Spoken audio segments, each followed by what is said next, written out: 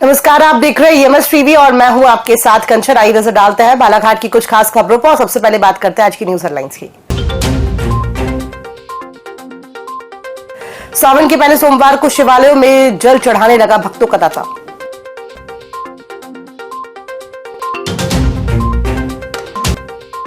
Balaghat police का बड़ा खुलासा, 2 चोरियों का पर्दाफाश, 8 आरोपी गिरफ्तार, 25 लाख का माल बरामद।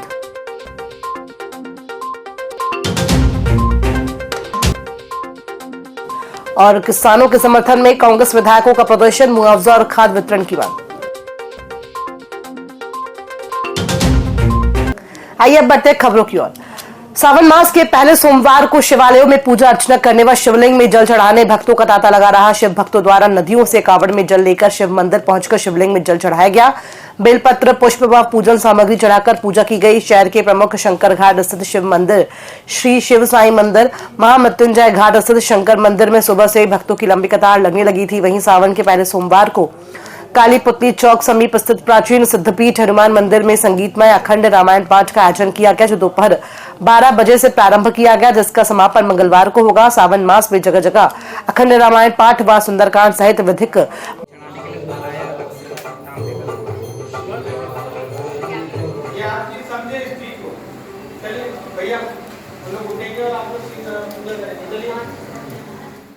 जिले की पुलिस ने 2 थाना क्षेत्रों में हुई बड़ी चोरियों का खुलासा करते हुए 8 आरोपियों को गिरफ्तार किया है। आरोपियों की निशानदेही पर करीब 25 लाख रुपए मूल्य के जेवरात और नगदी बरामद किए गए हैं। पुलिस अब आरोपियों से अन्य चोरियों के सुराग भी जुटा रही है। पुलिस अधीक्षक के निर्देश पर इन खुलासे के लिए 6 विशेष टीमों का गठन किया गया था और 200 से अधिक सीसीटीवी फुटेज की जांच की गई है।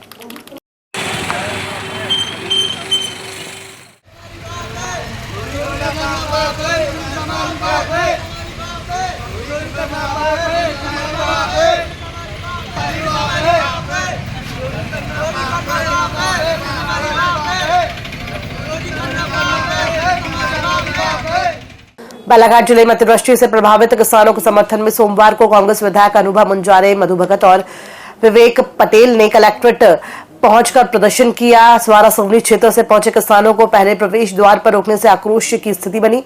हालांकि बाद में उन्हें अंदर प्रवेश दिया गया। वारासिवनी विधायक विवेक पटेल ने बताया कि उनके क्षेत्र में सर्वाधिक बारिश हुई है, जिससे किसानों की फसलें बर्बाद हो गई हैं, लेकिन प्रशासन न तो सर्वे करा रहा है और न ही मुआवजा प्रकरण तैयार किया जा रहा है। उन्होंने जल्द मुआवजा दिलाए जाने की मांग की है। वहीं परसवाड़ा विधायक मधु भगत ने प्रशासन को चेतावनी दी है कि यदि शीघ्र समाधान नहीं हुआ तो वे ये मामला विधानसभा में उठाएंगे। किसानों ने खाद की किल्लत का मुद्दा भी उठाया और मांग की है कि सोसाइटियों से शीघ्र खाद उपलब्ध कराई जाए। किसानों ने कहा कि नुकसान के बाद भी प्रशासन से कोई मदद नहीं मिल पा रही है। लगभग 30 एकड़ खेती है और मुझको लगभग 25 बोरियों की आवश्यकता होती है, लेकिन जब मैं सोसाइटी जाता हूँ तो या तो सोसाइटी में खाद नहीं है या कहा जाता है कि आप 4 बोरी ले जा लीजिए, 5 बोरी ले जा लीजिए। ऐसी स्थिति में हमारी जो खाद की आपूर्ति है वो हो नहीं सकेगी और हम लोग को अंततः लेट से खाद डालने से नुकसान ही उठाना पड़ेगा। तो लगभग 1 करोड़ रुपए लगना है। दूसरी बात, तालाब जब फूट गया तो वहाँ के कम से कम 500 एकड़ किसान खेती करने से वंचित हो गए। दूसरी बात कि लाखों रुपए देकर के हमारे मछुआ समिति के जो लोग थे वो लोग मछली पालन करते थे, आज उनकी पूरी मछलियाँ नदी में चले गई, उनका भी नुकसान हुआ। हम शासन से मांग कर रहे हैं कि शासन मछुआ समिति को उनका मतलब मुआवजा दे, किसानों की जो क्षतियाँ हुई हैं उन किसानी की क्षतिपूर्ति करे और तत्काल तालाब को बांधे, जिससे हम लोग पंचायत के माध्यम से रोडों को दुरुस्त करें, जिससे आवागमन चालू हो जाए। आज बखेरा हाई स्कूल है, वहाँ उमरवाड़े के लोग आते हैं, लालपुर के लोग आते हैं, बच्चे आते हैं। तो किसानों की मांग को लेकर हम सभी लोग, मेरे साथ हमारे समाज बड़े भाई मधु भगत जी, हमारे अनुभव मुंजारे जी, सभी किसान लोग पहुँचे थे। कलेक्टर महोदय से बात की, कलेक्टर के साथ हमारे वो और डिप्टी डायरेक्टर सभी से चर्चा हुई है। बहुत शीघ्र 2 दिन के अंदर जो कमी आ रही है कुछ क्षेत्रों में, DAP कम मिल रहा है, 0-20-20-0-13 कम मिल रहा है, यूरिया कम मिल रहा है, इसको बाद कम मिल रहा है, किसानों को पहुँचे तो उन्होंने कहा बहुत जल्दी व्यवस्था हो जाएगी। उन्होंने आश्वस्त किया है कि 2 दिन के अंदर पूरे सब किसानों के पास सोसाइटियों में फर्टिलाइजर पहुँच जाए।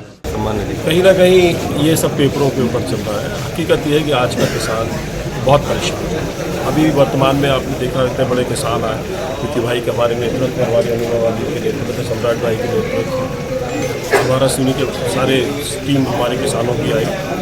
आज DAP की आप देख रहे हैं, पूरी आप लोगों ने भी सुना कि DAP की कितनी मारामारी, रैक उतर रहा है, रैक से आएगा, कमी है इनके पास, प्रशासन के पास कमी है।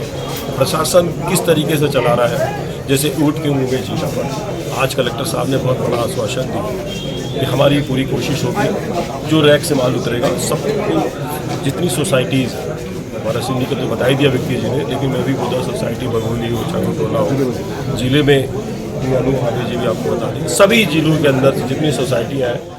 ग्राम बड़ी कुम्हारी में ग्रामीणों ने 100 kV का ट्रांसफार्मर लगाए जाने का विरोध करते हुए सड़क पर चक्का जाम कर दिया। आक्रोशित ग्रामीणों ने टायर जलाकर विरोध जताया, जिससे दोनों ओर वाहनों की लंबी कतारें लग गई और आम राहगीरों को भारी परेशानियों का सामना करना पड़ा।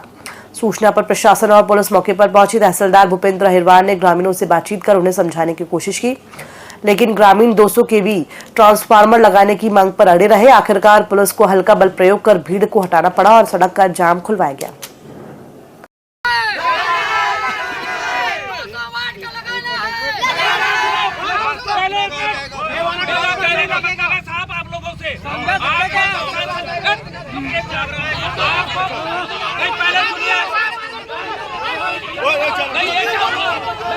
आंदोलन चल रहा था शांति संघ से, और TI बालाघाट आया और उनने यहाँ पे लाठीचार्ज बिना सोचे समझे मारा गया। मैं TI साहब के माध्यम से कहना चाहता हूँ कि अभी गांव वाले के तरफ से आपके माध्यम से, आप दंड अधिकारी हो, आपके माध्यम से TI साहब के विरुद्ध FIR दर्ज होनी चाहिए। उनने कैसे मार दिया जबकि यहाँ TI साहब मौजूद थे? जब TI साहब मौजूद थे तो उनने किस अधिकार से मारा गया? मैं इतना कह रहा हूं, और हम लोग पूरे बालाघाट जा रहे हैं थाने में, उनके खिलाफ हम FIR दर्ज करेंगे। महाराष्ट्र के गोंदिया से MP के लवादा तक बन रही 41 किलोमीटर 4 लेन राष्ट्रीय राजमार्ग की 21 किलोमीटर सड़क उद्घाटन से पहले ही पहली बारिश में धंस गई। साइड शोल्डर बैठ गई और सड़क में दरारें आ गई।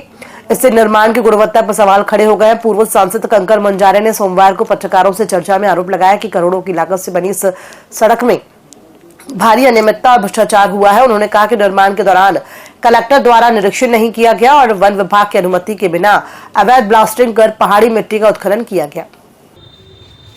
उसके जो इन्वेस्टमेंट है वो पूरे बह गए, नीचे गिर गए पूरे के पूरे। बीच से रोड जो फट गई है, ये भमोड़ी के पास पुलिया के ऊपर बीच से पुल पे बीच से रोड फटी हुई है पूरी, और बहुत लंबी, कम से कम 20 फीट लंबी रोड फटी हुई है।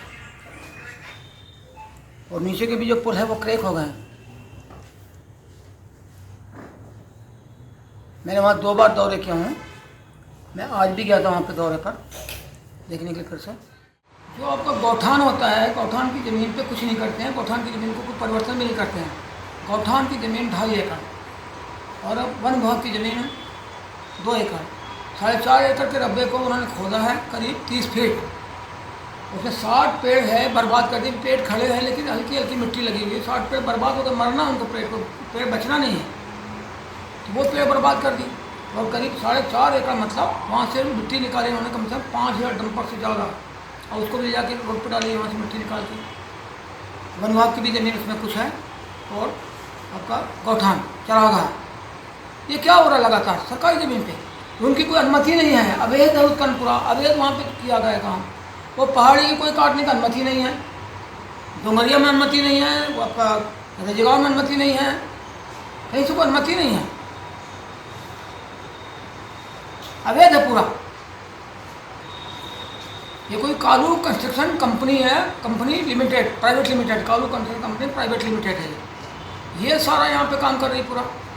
प्रगतिशील कुर्मी समाज ने 14 जुलाई को अपना 34वां स्थापना दिवस समाज के छत्रपति शिवाजी सांस्कृतिक भवन में मनाया गया। दोपहर 1 बजे से प्रारंभ हुए सामाजिक कार्यक्रम देर शाम 5:30 बजे तक चलते रहे। इस दौरान अतिथियों का स्वागत, सरस्वती वंदना और प्रतिभाओं का सम्मान कार्यक्रम आयोजित किए गए। प्रतिभा सम्मान समारोह में समाज के प्रतिभावान 170 प्रतिभाओं का सम्मानित किया गया, जिसमें 10वीं और 12वीं के सर्वाधिक अंक हासिल करने वाले 3 प्रतिभाओं को मोमेंटो, प्रमाण पत्र और नगद राशि से सम्मानित किया गया। खबरों में फिलहाल इतना ही। दीजिए इजाजत, नमस्कार।